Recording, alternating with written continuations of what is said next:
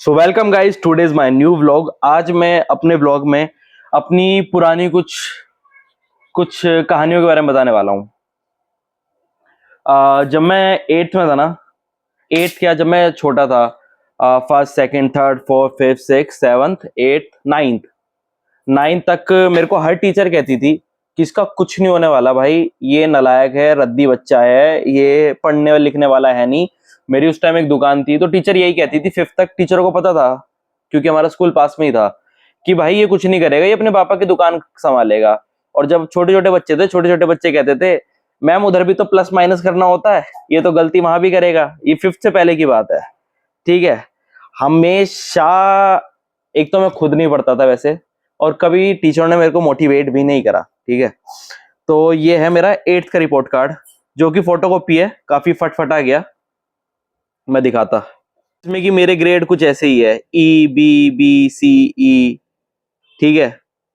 मैं सिर्फ फेल होता नजर आ रहा था, देखो कितना पुराना हो गया है। CGP भी मेरी 3 बनी है। तो फिफ्थ तक अपनी क्लास का सबसे डफर बच्चा शायद ही मैं था। मतलब थे और भी, पर मैं रैंक में शायद तीसरे चौथे नंबर पे आता था।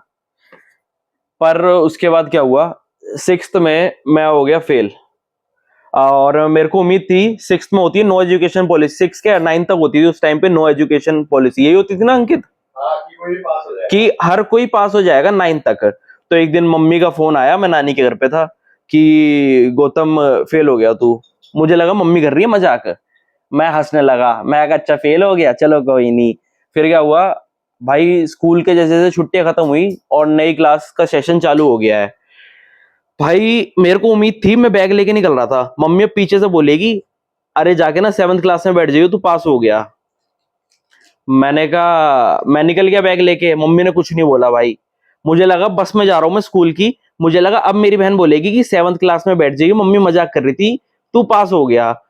मैं कहा ठीक है। मैं बस पहुंची, स्कूल तक पहुंचे, बहन ने भी कुछ नहीं बोला। भाई मैं जाके सिक्स क्लास में बैठ गया। अब मेरे को कुछ समझ नहीं आ रहा, मैं सही में फेल हो गया या पास हूं मैं यार, नो एजुकेशन पॉलिसी के हिसाब से। वैसी टीचर आई, कह रही गौतम सैनी कौन है।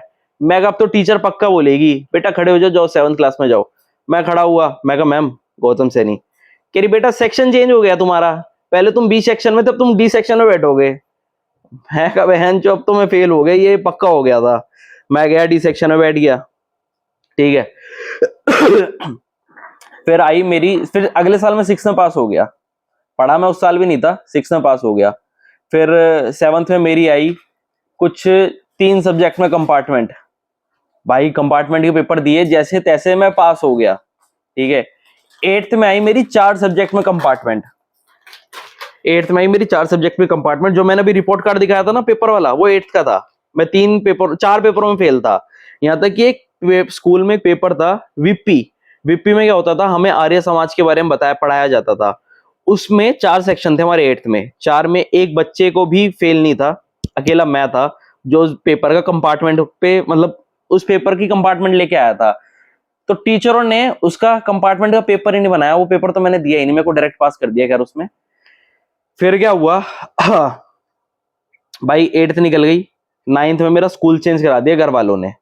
मेरा मन नहीं लगा पढ़ाई में, तो मैंने स्कूल ड्रॉप कर दिया। पर भाई टेंथ में पहली बार मेरे को मोटिवेशन मिली कि भाई पढ़ाई इतनी मुश्किल नहीं है। और ये मेरी लाइफ की पहली अचीवमेंट थी, जिसे मैं अपनी पहली अचीवमेंट में गिनता हूं, कि मैंने सीरियसली, जहां मैं जीरो पे था वहां मैं 65 67 कुछ परसेंटेज आई मेरी टेंथ में, जो कि मेरे काफी सही मार्क्स आए थे। पहली बार मैं अपने दम पे पास हुआ। फिर भाई क्लास 11th में मैंने ली कॉमर्स विद मैथ्स। मेरे घर वाले कह रहे थे कि आर्ट्स दिलवा दो, कॉमर्स विद मैथ्स ये नहीं कर पाएगा। मैंने कहा भाई मैं करूंगा तो कॉमर्स विद मैथ्स ही करूंगा। इस टाइम मेरे मन में था कि मैं इन्हें प्रूव करूं, जिसे ये नालायक समझते थे। भाई मैं इतना नालायक हूं नहीं, बस पढ़ता नहीं था। यहां तक कि मैं इतना नालायक था कि ना मैं फर्रे लेके जाता था 8th क्लास तक सारे, ठीक है। हर चैप्टर के फर्रे लेके जाता था, मैं सारे चैप्टरों की जीरो साइज फोटोकॉपी करा लेता था और सारे चैप्टर के फर्रे लेके जाता था। पर मेरे को इतना भी नहीं पता होता था, मैं इतना भी नहीं पढ़ता था कि अगर क्वेश्चन आ गया ना what is the black Friday, तो मेरे को पता ही नहीं होता था फर्रे निकाल के कहां से क्या लिखना है।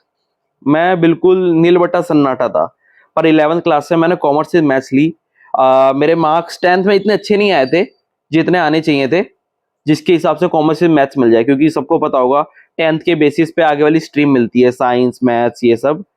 तो टीचर ने मेरे से एक एप्लीकेशन लिखवाया कि तुम कॉमर्स से मैथ्स ले रहे हो, अगर तुम्हारे फर्स्ट सेमेस्टर में अच्छे मार्क्स नहीं आए तो भाई तुम्हें उठा के कॉमर्स के सेक्शन में डाल दिया जाएगा। और मैंने कहा कि भाई लिख दो एप्लीकेशन, करूंगा तो कॉमर्स से मैथ्स ही करूंगा। फिर भाई मेरी 11th हुई, और 11th में मैं जहाँ नलायक बच्चा था ना, जीरो डफर, वहां 11th में मैं एक एवरेज बच्चा था, मतलब क्लास का। मैं क्लास में कोई नलायक नहीं था, नलायक थे मेरे से काफी ज्यादा नलायक थे। मैं इतना था कि अपने दम पे सारे पेपर कर सकूं और सब में पास हो सकूं। और भाई मैथ्स में जहां काफी क्लास में काफी बच्चे फेल हुए जो कि मैथ्स में अच्छे भी थे, फर्स्ट सेमेस्टर की बात है, 2 सेमेस्टर होते हैं ना, एक हाफ टर्म में एक फुल लास्ट टर्म में, तो मैं सब में पास था भाई। मैं पढ़ के गया था कि भाई निकालना है तो निकालना है। ये बात मेरी ईगो पे आ गई थी उस टाइम पे, ठीक है। तो मैंने करा और पढ़ा और मैं पास हो गया। और फिर मैंने एंड में भी दिया सारे सेमेस्टर और मैं क्लियरली 11th से निकल गया भाई।